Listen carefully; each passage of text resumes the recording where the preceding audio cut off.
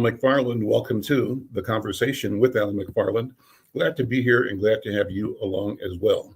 Friday, it's the Healing Circle, a time where we sit with colleagues and friends and leaders in the health industry, the health business, the health field, and talk about what makes us whole, what challenges we experience, how we overcome, how we grow, improve ourselves, our families, our community, the world.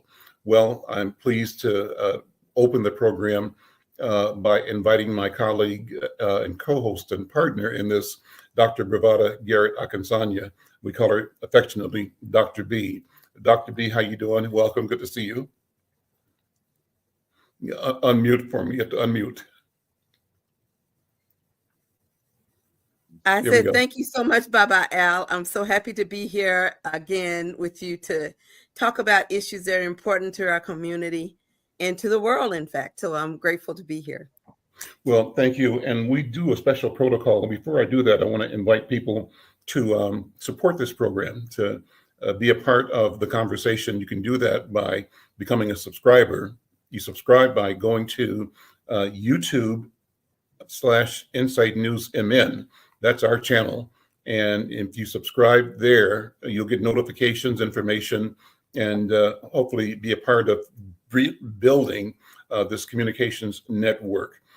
Just so you know, we're streaming across 2 YouTube platforms, the one I mentioned, but also the YouTube platform of the Black Press of America, Black Press USA. We also stream on the Facebook pages for Insight News and Black Press USA. We're streaming live to Twitter and live to LinkedIn as well. So our objective is to connect, to communicate, and find ways to be with you, to have you be with us in this conversation. What's our mission? Our mission is to document our thoughts, our feelings, our exploration, our commitment to health and healing, to innovation, and to our own, peace and well-being, individually and collectively as a people in the world, to show ourselves to be intentional co-authors of the future. We are working to build something that works for us and works for the planet itself by recognizing our interconnectedness. Well, with that, before we go any further, Dr. B, I'm going to ask you to instruct our audience and visitors in the protocol of the day. And you can introduce our first guest as well. Okay, thank you so very much. What I'd like to say is that every week when we come to the Healing Circle, we do this so we can just take time to breathe. And as we breathe and think about our own healing as a community, we use African ritual to kind of center our conversation. So today, as we sit in various locations, we imagine ourselves in a circle, because most business in our indigenous culture occurs in the space of a circle. And the circle means that everyone in the circle has equal access to the center, the space of power. We have equal access to have voice in the circle. And in addition to the circle, we're respectful. And we're respectful of our elders. We honor them because for us, nobody got here on our own. Somebody worked their way, prayed our way, and hoped our way into existence. And those are the shoulders that we stand on. And we honor our elders because they're closest to our ancestors. And we honor our ancestors because they're closest to our Creator. So today, as we honor elders and ancestors and our Creator, we step into this sacred space of knowing, where all of us have wisdom. All of us, regardless of our social standing, have wisdom and gifts to share in the circle.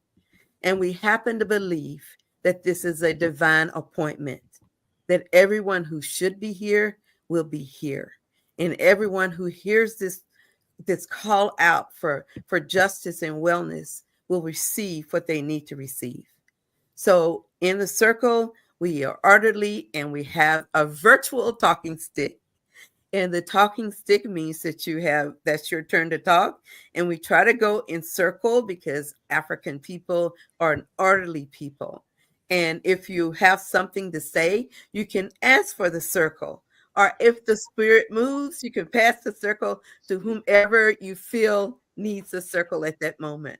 So we thank you for, the talking stick at that moment.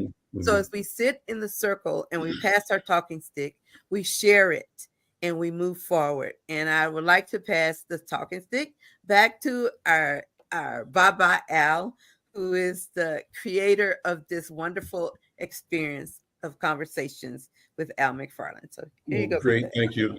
Thank you. I'll take the talking stick, Dr. B. So, today is Veterans Day, and we have the pleasure and the honor of having the esteemed uh, Douglas L. Garrett, a retired U.S. Army major, on the program today, and your brother.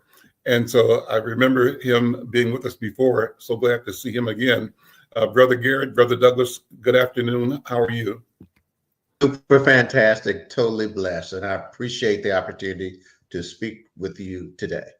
Well, let me do this in order to get this ball rolling. And in honor of Veterans Day, let me pass the talking stick to you to have you just bring what's top of mind with you today. Well, it's very interesting that you asked that today, looking at where we are in today, what's going on nationally and internationally. And it makes me think about why I even joined the Army to start with. And it Mm. was 50-50 in a sense of it was 50% patriotism, but it was 50% opportunity driven in regards to where we were in the 1970s. I've spanned four wars or from Vietnam to Desert Storm, and I participated in most of those. And so I'm just overly and abundantly blessed to have gone through that, and I'm able to speak to you guys today. And so when you look at the military, for especially young African Americans at the time, that was an opportunity for us to prepare ourselves for what was to come in the future. It allowed me to go to college and allowed me to continue my life as a father and a husband.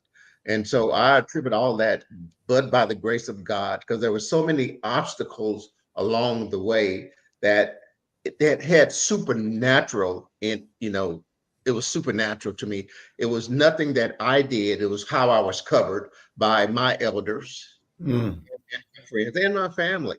And Mhm. so I'm appreciative to celebrate this day, not only for the sake of freedom for everybody, but the fact of opportunity for everybody in regards to the military.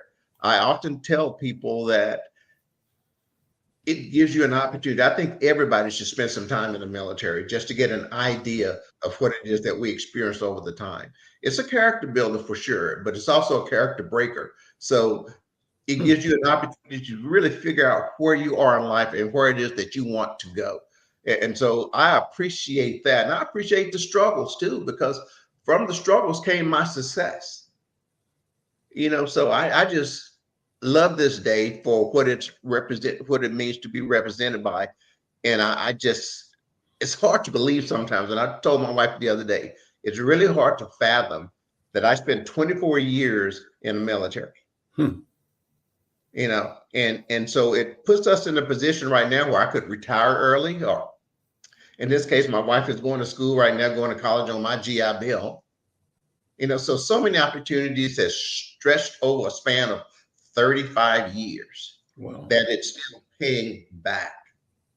And it also gives us an opportunity to know that young people, there is a chance out there. College is not for everybody, but once you get into the military, I saw, especially when I started out as an enlisted man, so that's important. I started out as a buck private, E1, and from that opportunity, I remember I was getting ready to re-enlist, and I was deciding, how I was going to do it. And I never forget this. This young major came in, and he had so much stuff. He'd had 5 Purple Hearts, and I had gone. I was in officer records at the time. I had gone to get something, and when I came back, he was sitting at my desk, and he asked me a very pointed question.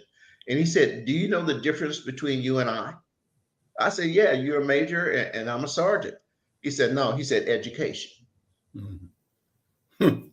Said, so I see the enlistment papers. He said, why don't you just try going to college and coming back through ROTC? He said, because you're officer material. Mm-hmm. You know, and so one person can make a difference in your life. And so I want to pay it forward to some of not only young Black men, but young men and women as a whole, to let them know that if you're out there struggling at that certain stage of development in your life, the military is an opportunity for you to sort of straighten your path. And so I appreciate this day, and I appreciate the opportunity. And Brother Al, I'm going to pass the stick back to you. Well, I'm going to pass it to another Garrett.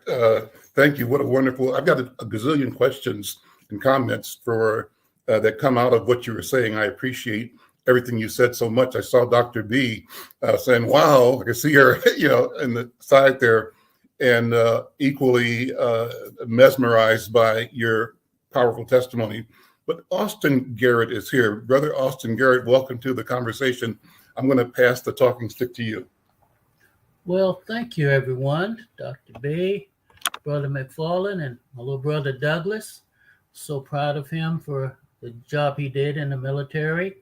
I was inducted into the armed forces back in 1968.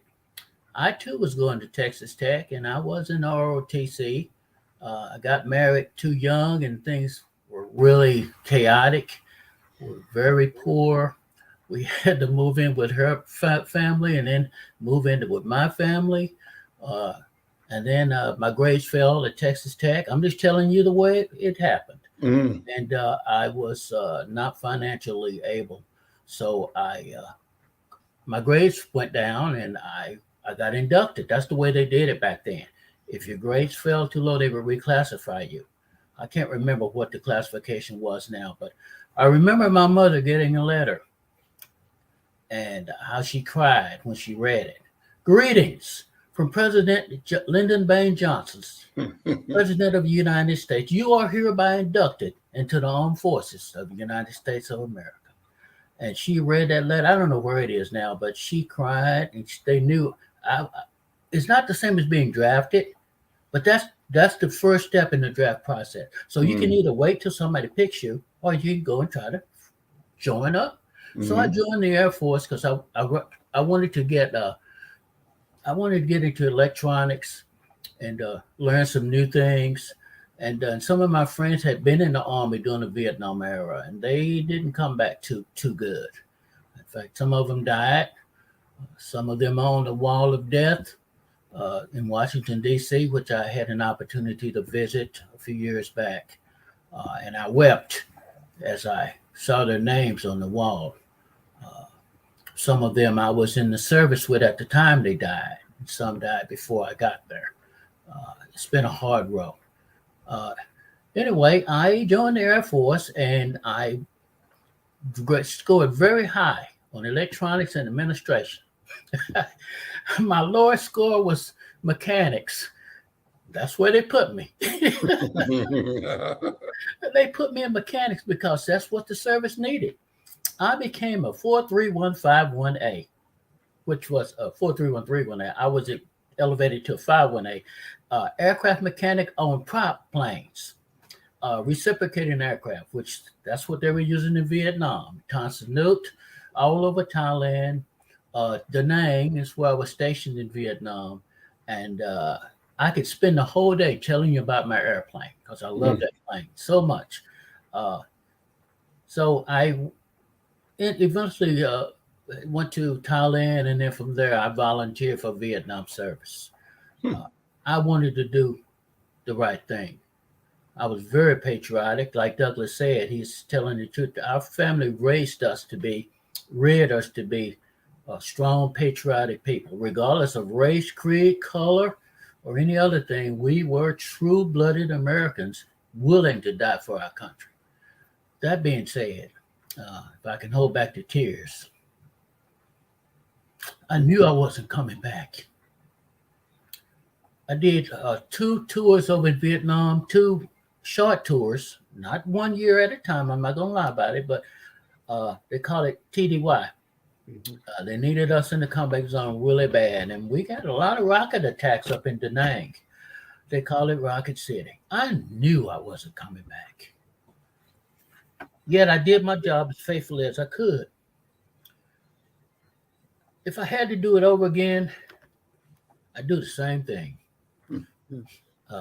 Yes, like Douglas was saying, it'll make you or it'll break you.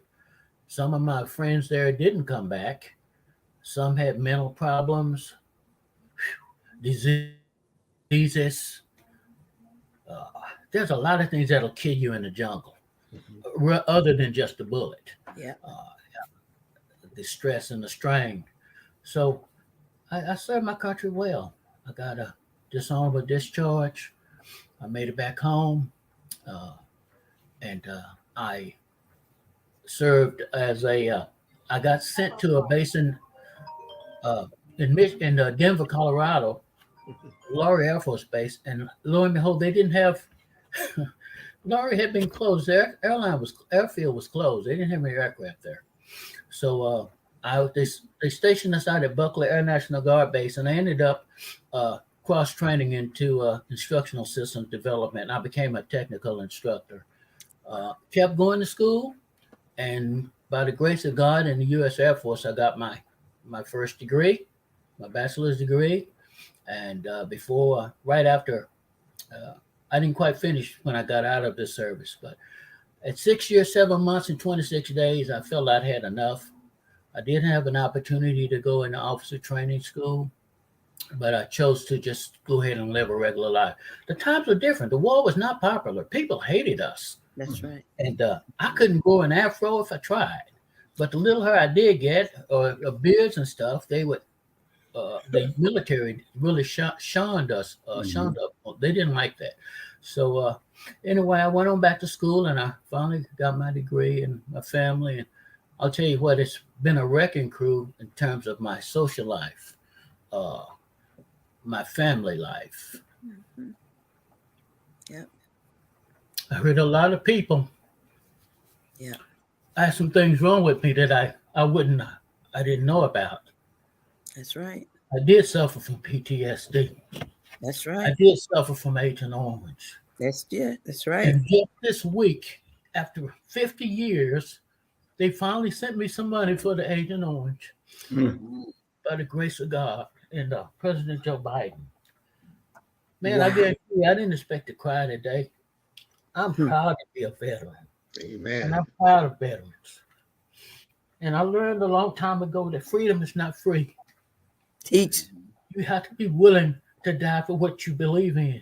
Teach, brother. And those aren't just words. I literally lived it. And again, I'm grateful to the United States of America. It's not perfect.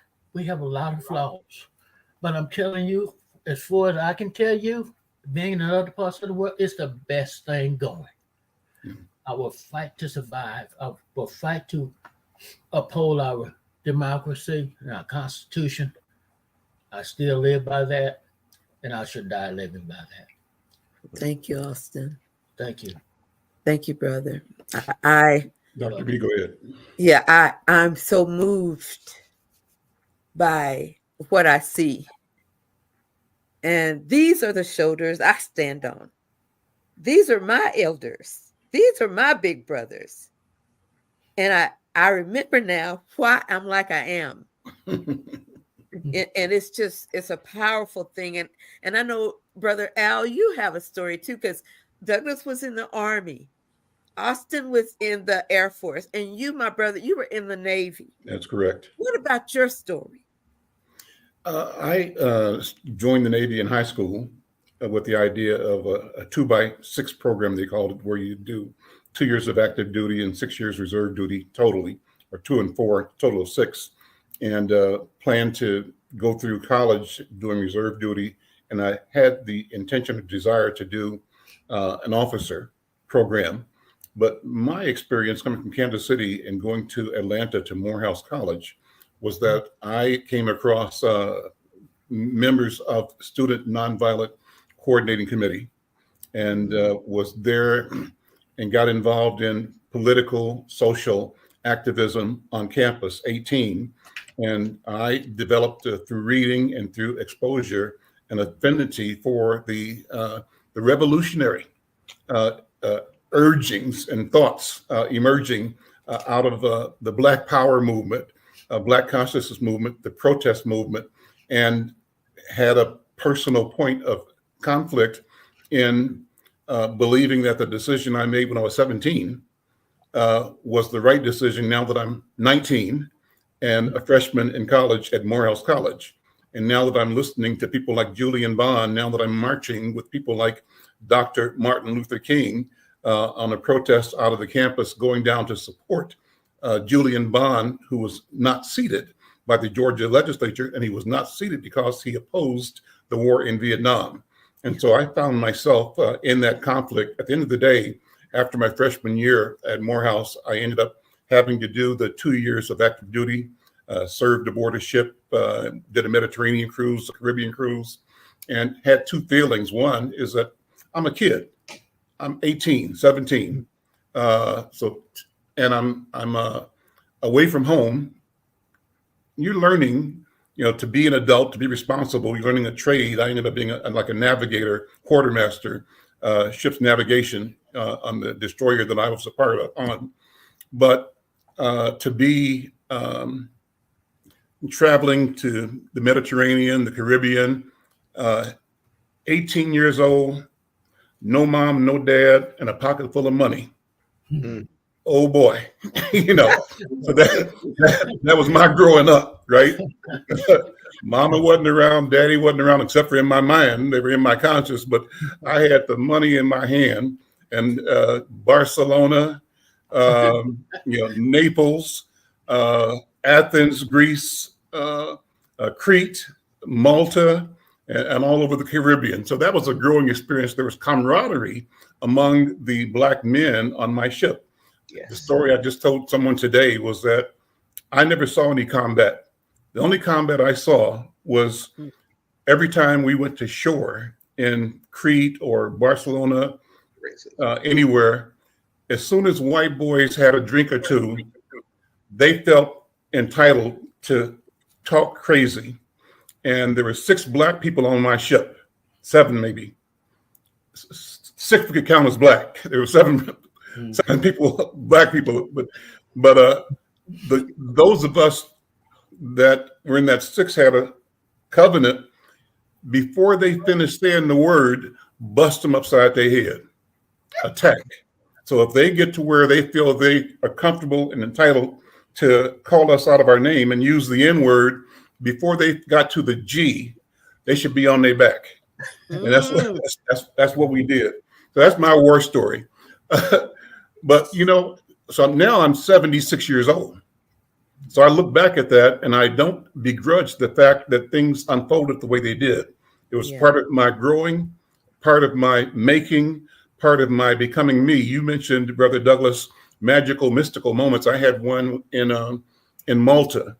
We were coming out of a bar and there was one guy on my ship from New York who was like a giant, like almost 6'5", 6'6", big guy, shaped like the cartoon character Baby Huey.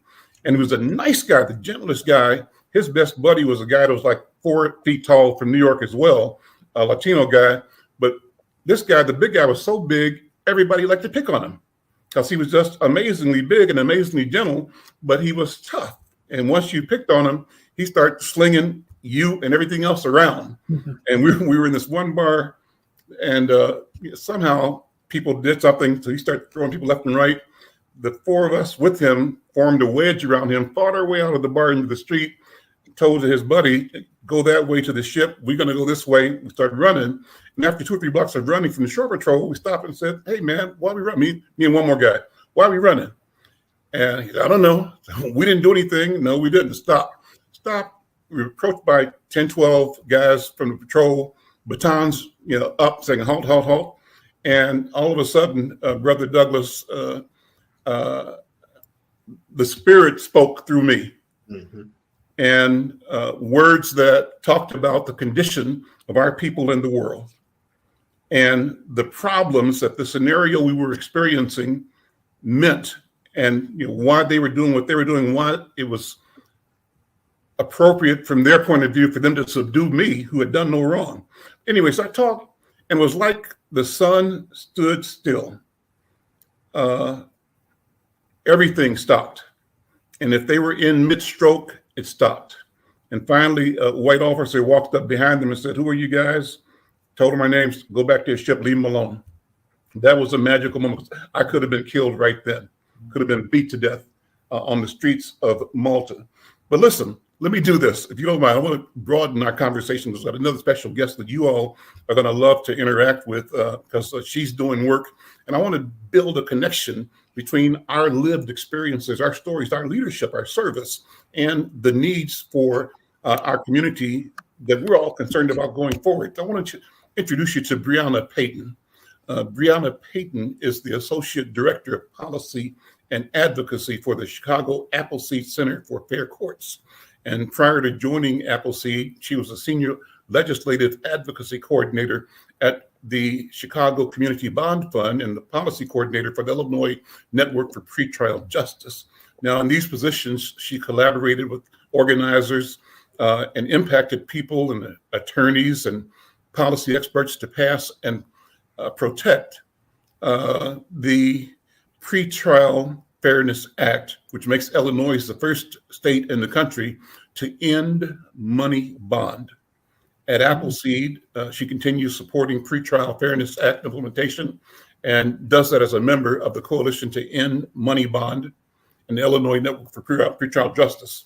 And she's supporting other initiatives that advocate criminal legal system reform. She's got a BA in sociology with minors in African American Studies, American Studies and Spanish from Princeton University. She's got her master's degree from University of Chicago Crown School of Social Work, Policy and Practice, and she participated in Transforming Justice Program of Study.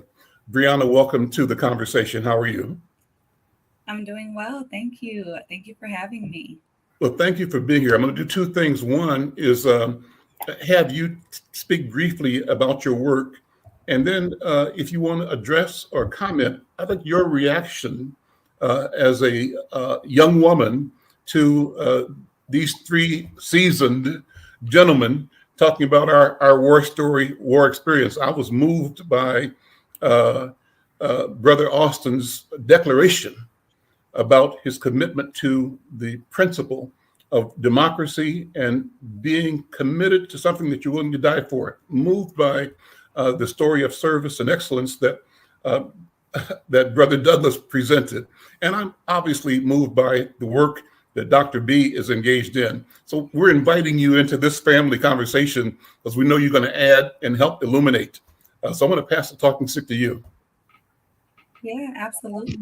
I really appreciate being able to hear your different experiences as veterans, and we honor you today and we thank you for your service. It definitely resonates with me. My granddad on my dad's side is a veteran, a Navy veteran at that, and hearing you all talk about not only the ways that you sacrificed and the ways that you've taken advantage of the benefits to advance your lives and the lives of your family since coming back. That resonates with me after seeing we call him Big M on my dad's side, seeing my Big M go back to school and get his psychology degree after working for FedEx for many years and being a veteran. And then also the part about, experiencing racism while serving, because I remember some years back, my Big M sat with me and shared with me some pretty disturbing instances of serving his country and serving in the Navy and being attacked with verbal and physical assaults due to racism. And nobody should have to go through that, especially while making such an immense sacrifice for other people. And so we definitely honor you all today for your sacrifice and even for being willing to come back and share your truth and your experience. Thank you. Thank you. So talk about your work, what you all have done in Chicago with the ending of money bonds is phenomenal. Give us the background, the context, and what does it mean for our people? Yes, absolutely. So the end of money bond is a momentous occasion here in Illinois, and it's a momentous occasion for our country as well, because Illinois is the first state in the union to completely abolish the practice of money bond. And so that is getting rid of the practice of jailing people before trial simply based on what amount of money they can afford to pay. This is a practice that has been around for decades as a very blatant and glaring injustice in our criminal legal system. It has been widely accepted and continues to be widely accepted in most of the country as just the way things are done. But the truth is, the United States is one of only 2 countries that actually still has money-based pretrial incarceration. It's us and the Philippines continuing to carry on this archaic practice of making decisions about whether someone is in their home or in a cage before trial on the basis of money. And within a country with a history as marred as ours in terms of the relationship between Black people, especially, and money and freedom, I am so shocked at the willingness to just let it go on that Black people are disproportionately continually having to pay for their freedom in 2023. What's the consequence of the money bail? What's the actual sort of number impact? How are we impacted differently through the process, the system? So just to give general context, there are about 2 million people incarcerated in jails across the United States today 500,000 people incarcerated in jails across the states today, 2 million people incarcerated in general. And the people that are incarcerated in jails are incarcerated before trial. In Illinois alone, about 250,000 people, or 250,000 people, spend time in the jails on an annual basis. And people spend anywhere from a few days to a few years in jail. I have heard directly from people who have been in Cook County Jail for 5, 6, 10 plus years waiting for a trial.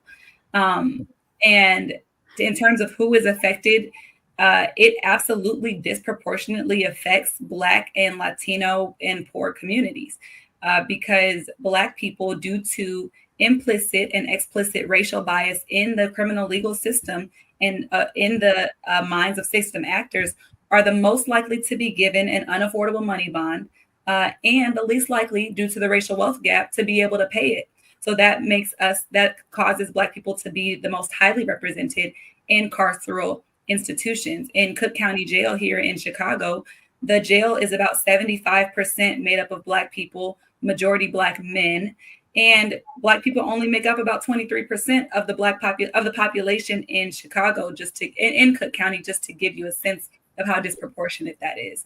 And in some of the other counties, the populations and the numbers are smaller, but the disparities can actually be even worse. And so, what are some of the misconceptions people have about the Pretrial Fairness Act? What can you clear up on that? Absolutely. So there was a multi-million-dollar misinformation campaign against this legislation about a year ago. And it didn't just spread throughout Illinois, it actually spread all across the country. People were under the impression that we had passed what was being referred to as a purge law here in Illinois, and that it was going to result in all the jail doors flying open and people being indiscriminately let out of jail. But that is not what the Pretrial Fairness Act does. The Pretrial Fairness Act gives us actually a more reliable system to use to make pretrial determinations, because what's actually unsafe is the money bond system, because it is a complete gamble. When a judge sets a money bond, they are making their best guess in setting an amount that they think the person will or will not be able to afford. You can never reliably assume what somebody can or cannot afford. So I have heard from a woman personally who sat in jail for months on a $100 money bond because she nor anybody in her network had it or came to pay it for her. And I'm sure the judge set that money bond assuming she would be out the same day. Meanwhile, Kyle Rittenhouse shot up protests in Kenosha, Wisconsin, and killed 3 people. Mm-hmm. The judge set $1 million money bond, likely assuming that he could not pay it, but white supremacists banded together to raise the money, and sure enough, he got out. And so it's a very unreliable system when a judge makes a decision, but at the end of the court date, nobody knows what's actually going to happen. This is especially dangerous for survivors in situations like domestic violence, where money bonds are set and you just don't know if or when anyone is going to be in or out of jail. What the Pretrial Fairness Act has done is actually given us a system that takes money out of the picture so that we can make very clear, reliable decisions based on the facts of each person's individual case, and actually assess release decisions based on whether anyone can be safely released and not pose a risk to other people. If someone does not pose a risk to anyone else, and if they are not a high likelihood of fleeing prosecution, there is no reason why their liberty should be taken away before trial, especially on the basis of money. You're going to be speaking here in Minnesota next week. Talk to us about the event and invite people to show up. Yes, absolutely. So, okay, let me make sure that I'm getting this name right. It's the Minnesota Criminal Justice Research Center, I believe, is having a conference next Thursday and Friday. It's going to be a hybrid conference, virtual and in person.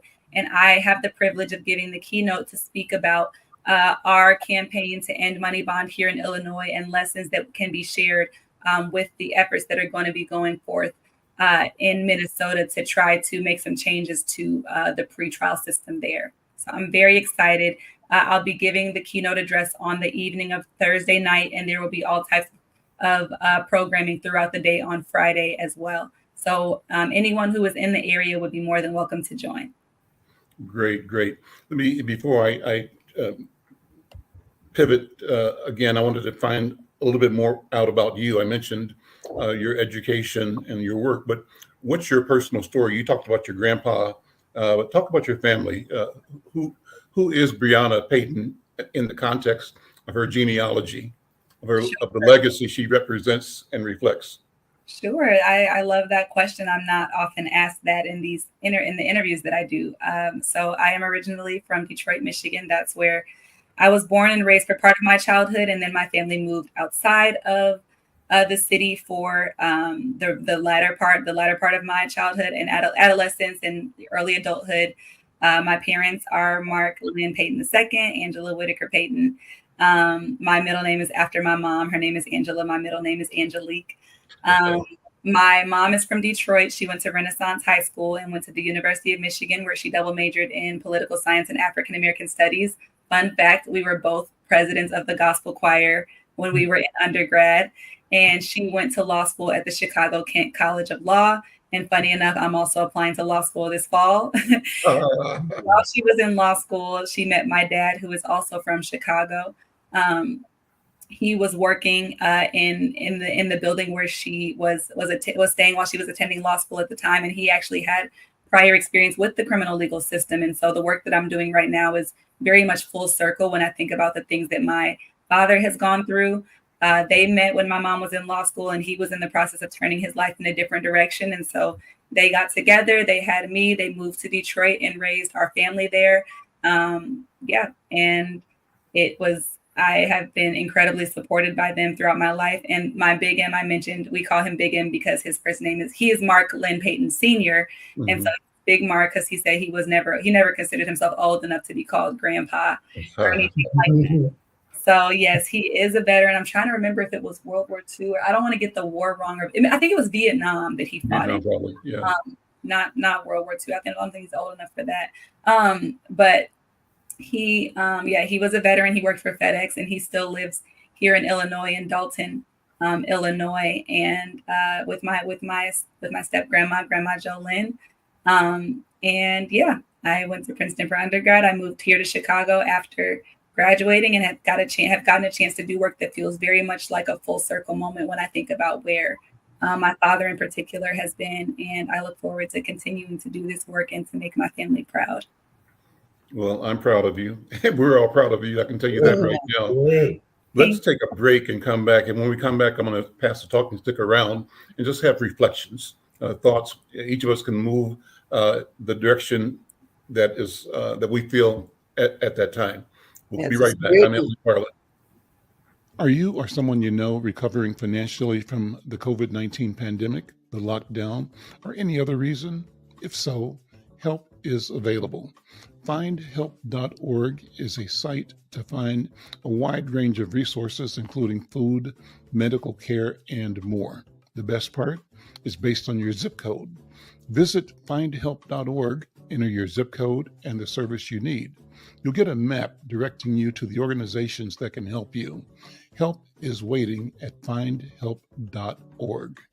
If you need help starting anew, findhelp.org is the site for you. And we're back. So I'm Al McFarlane. This is the Conversation with Al McFarlane. Today is Friday. It's the Healing Circle. My co-host, Dr. B, Dr. Briana Garrett, Dr. Tanya is here. Dr. B, thank you for inviting the Garrett All-Stars to be on the show today. And I really love the fact that we've got this intergenerational thing going on with Briana Payton, and we're sharing these stories. Let me pass the talking stick back to you, Dr. B, just for contextualizing, and then maybe you'll share it or pass it on. I appreciate getting the talking stick, and I am very proud of Briana and what she's accomplishing, and of course my big brothers Austin and Douglas Garrett, who are role models for me. And when I call names of elders and shoulders I stand on, I always think of them and the many things they had to deal with when I was their little sister. It was amazing how we grew up in such a way that we loved each other so much, and we also loved our country and our communities. And that's a full circle, as Sister Briana was saying. When you see where you come from and it comes back to you, it's like a blessing, and it lets you know there's a divine appointment for you on this planet, and that you're fulfilling hopes and dreams of people who went before you. One of the reasons we wanted to also talk about this, I have this program today on honoring our veterans, is also to think about, in the Bible, it talks about wars and rumors of war. And so now we're in the middle of a space where we have Hamas bombing Israel bombing Palestinians, innocent babies, nurseries, hospitals, in order to get to Hamas and say, that's the only choice they have. So the staff at the mental health center today, we started our staff meeting talking about who we are in the position as healers in a space where we're seeing and observing war and rumors of war and the anxiety it may bring, and our Black soldiers who are presently serving, as well as those who have gone in the past, who've seen how war emerges out of a conflict that may not even make sense to everyone.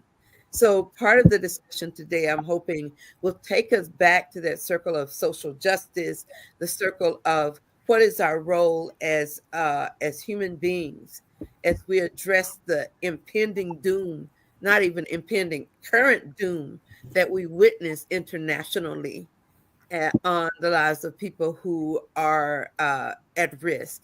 And for my own opinion, I share that I understand the pain and the honest outrage that Israelis may experience right now. And one of my students is in Israel. He's from there right now, and I've talked to him back and forth about the war and the impact on him. And he was one of the first people in our counseling center. He was there as an intern, and he would go out to the social justice marches, and he would come back and tell me what was going on in the streets. And he really has always been honed on fairness. And he expressed to me how disappointed he was in the way things have been going.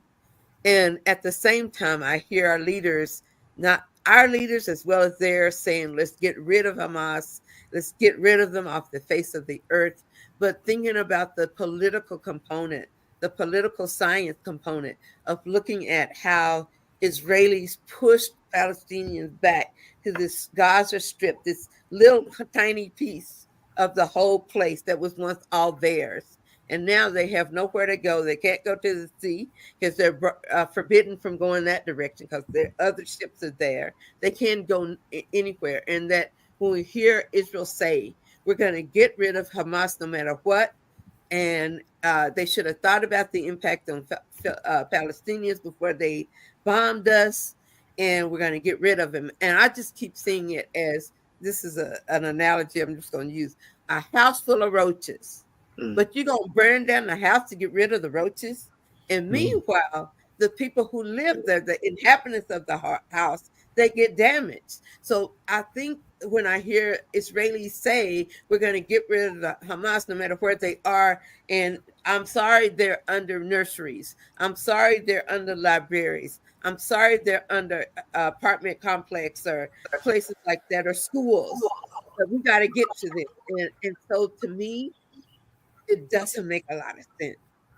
And every client that I've seen in my clinic that I personally seen has talked about these issues we're talking about today, from our own incarceration as Black people, as soldiers who go to war, and as citizens who witness something we have no control over. So all of this is part of what we're talking about in community, and they kind of all merge together, like you're saying, Brother Al.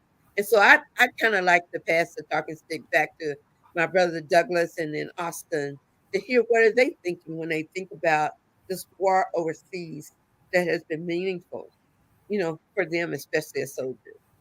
So, Brother Douglas, you got the talking stick. Thank you, Bravada, and the rest of the panel. I share some mixed emotions. I look at it in three different ways. I look at it individually. I look at it from a military view, but I also look at it, the bigger picture is spiritual. Mm-hmm. I just so happen to be looking at two movies that really sort of swayed my opinion about that. And I want you guys to write these movies down because they're very important. The first one is called Exodus, and that's with Paul Newman. And the second movie is called Cast a Giant Shadow, and that's with Kirk Douglas. And they talk about the history of Palestinians and the Jews, starting from the 60s and bringing it up to today. And, I would tell you that this thing is like a vicious circle that will never end. I, from a military standpoint, don't understand the strategy that we're using right now, where we're going in and killing innocent people. And I personally, from a military standpoint, don't believe, and that's almost a genocide as far as I'm concerned, because you know what the results are going to be. Intelligence has gone too far for us to have to attack them that way. So I think there's an ulterior motive here that no one is talking about, because there are better ways of doing that. I've been in that area in the military of counterintelligence. I was in Panama and Honduras dealing with the drug issue, where I was in counterintelligence. And there's a lot of things that we can do to eliminate collateral damage. Hamas is a cancer, but what do you want to do? I just can't fathom young children being killed and maimed over something that's been going on for at least a half century. So in my opinion, there are better ways of doing it. And I don't think even the politicians are speaking the truth. I think they're speaking what they think people want to hear, but there's a deeper thing here that I don't know. I just have a feeling that we could do this a little bit better. And, the only way we can fix this is at the voting booth. Mm-hmm. That's how you fix it. And one thing too, I want to share, and I heard two things from my brother Austin and from you, Brother Al, about being in the military. One thing I'd like to share with you guys is that when I became an officer, I really didn't have an identity, because during the 70s, during the DAPs and all that kind of stuff like that, the Black soldiers wanted me to be Black. But on the other side, the white soldiers knew I was Black. So I didn't get respect on any end. That's a really hard road to cross when you're trying to find out how you can best fit into a system that's really structural racism. Although it was better than society, it was still there, because people in the military is a reflection of society. Mm-hmm. So those same people from the South in the military are the same people from the South. But when you're in a situation where you talk about PTSD, I've been diagnosed with PTSD by the VA. And the thing that I mentioned that a psychologist really took a grip on us when I said I was a man without a country. I didn't know whether to be black or white. I bled green. Mm. You know, so that leads me back to a conversation I had with my son about legacy. And I think Sister Briana mentioned it and Brother Al mentioned it too. As I get to the twilight years of my life, legacy becomes very important to me. Not just in my family, but external to that family. We have to set an example that will set our people, our young people up to be successful in life. We're at that age and stage of development where there are certain generations that feel entitled and don't want to do the hard work. So, Sister Provider, you talk about standing on the shoulders. That burden has really become heavy for us baby boomers and this generation thereafter. So I just think we're in a situation right now when you look at war and the rumors of war, is that this is just a tip of the iceberg of what's going to happen. I mean, we're talking about Ukraine. It is another instance. That's quieted down since Israel has started that thing, but we're still dealing with the same issue with Russia and Ukraine, all being supported by China and Russia. That's the bigger picture.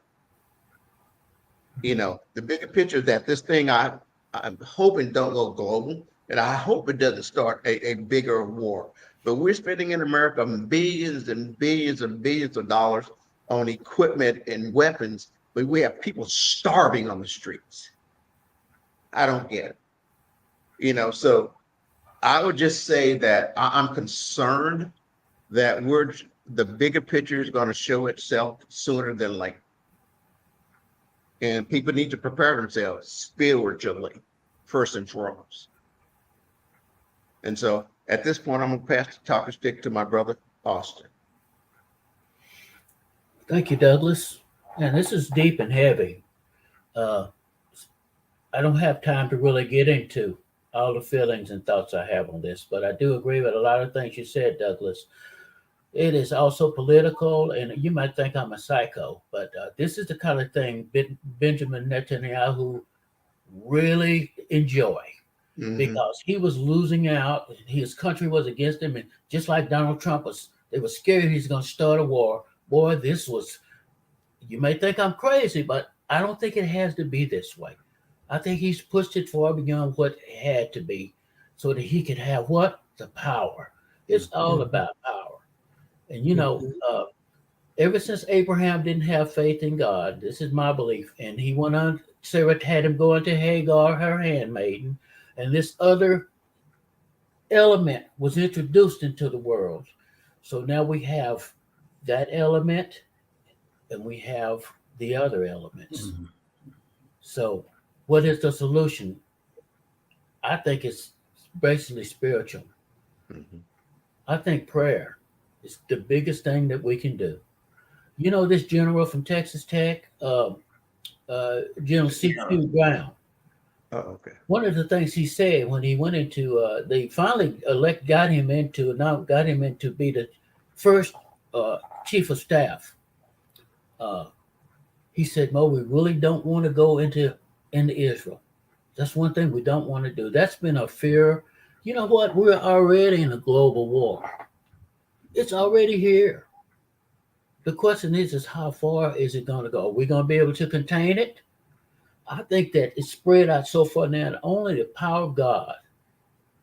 Only the power of God. I think it's beyond politicians now. Mm-hmm. We got to pray, continue to pray. And I love Sister Briana there. Preston University. You know, you remind me of Michelle Obama. Preston, come back to Chicago. The same in the same. I said Michelle Obama and I actually had the same major and the same minor in similar topics for our senior thesis. Oh my goodness, that's awesome. That is so awesome and yeah, so wonderful. Listen, we're gonna let me talk and sit back, Brother Austin.